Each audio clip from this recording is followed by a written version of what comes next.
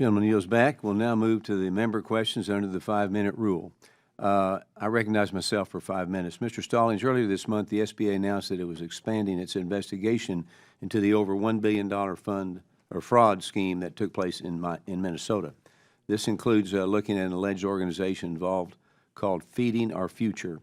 My question is, what has the SBA done so far to re-examine the potential fraud, and how much do these loans borrowed from the SBA equate to? Sir, under the leadership of Administrator Kelly Loeffler, since day one, her priority has been to root out fraud, waste, and abuse in all of SBA's programs. Even back in her Senate confirmation hearing, she discussed that very importantly. So she's asked each of the associate administrators to look into the programs in which we have grants and loans and to attempt to identify that. That particular program in which you speak of is under the Office of Capital Access. I wouldn't have all of the details related to that, but our team can certainly follow up and we'll get you whatever you might need on that, sir.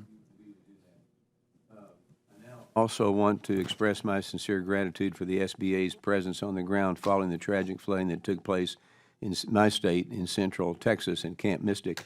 The SBA is by no means a first responder agency, but your team showed up to the Texas Hill Country in incredibly meaningful ways. And that said, one of the most common critiques I hear about the disaster loan program is how difficult it is to navigate, especially in the wake of a tragedy. So what steps are you taking to streamline and simplify this process from your applicants, and what are the impacts of those changes so far? Yes, sir. I'm very proud of the steps that we're taking. One of the most important things, I think, in disaster recovery is understanding the mindset of the folks that you're working with.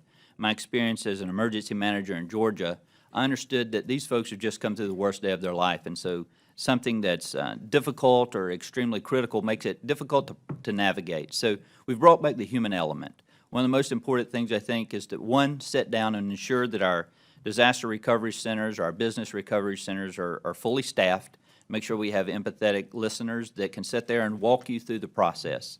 We're deploying more folks on the ground, but as I mentioned in my statement, we've included more mobility. So our mobile recovery vehicles, our portable loan operations centers are getting us out in the community. So to your point there in the Kerrville flooding, we didn't wait for them to come to us. We found anywhere. There was a small vineyard right there that we set up in. We were willing to set up anywhere that we can find space. And I think the thing that we're doing that's most impactful is we're slowing down and we're taking the human touch back into the response. It's easy to use technology and get advanced, but at the end of the day, we're still dealing with real people who are facing real problems, and making sure that we give them that opportunity to be explained and heard is extremely important. All right, thank you. My time remaining.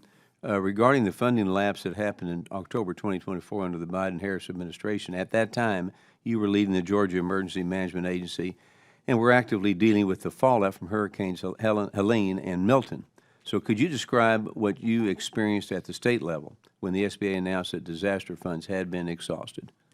There were immediate calls wondering if there would be funding available. It was important that, as the state leader at the time, that I tried to explain that, yes, there was a significant delay there, but don't give up hope.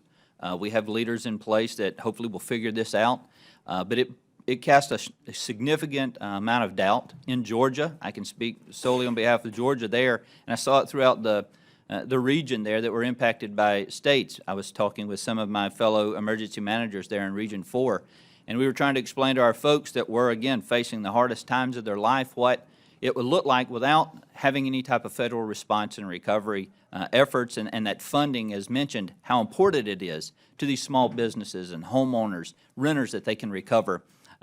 And so trying to build back that energy and that excitement into folks, encouraging them to continue to fight, it took a little while. It was certainly damaging to overall morale. I got about 40 seconds, and quickly, what changes are you making to ensure that the funding lapse of the SBA Disaster Loan Program does not happen again? I think we've brought in some great economists. We're working with our CFO's office. We've completely revitalized the report that comes to Congress to make sure that it's legible, it's easy to read, it lays out exactly where we stand with our lending platform, how many dollars are available, and most importantly, we're actually sending it. So you should be getting it every month. You should have an opportunity to review it, and we've been very faithful to that, sir. Thank you very much. My time is up, and I now recognize